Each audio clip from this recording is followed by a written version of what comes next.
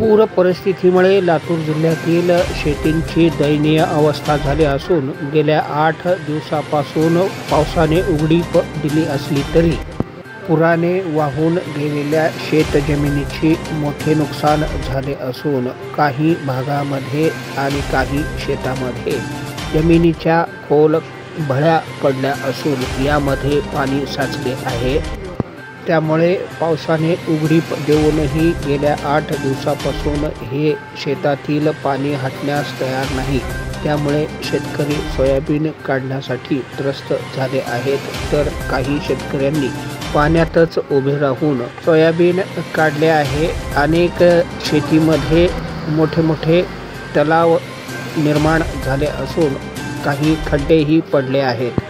मध्ये वाहून गेलेल्या शेतीच्या नुकसानीचे पंचनामे आणि पाहणी प्रशासनाकडून करण्यात येत आहेत। यासाठी शेतकऱ्यांनी तलाठी, मंडळाधिकारी, कृषी सहाय्यक यांच्याशी संपर्क साधून राहावे असे आवाहन प्रशासनाच्या वतीने करण्यात आले आहे।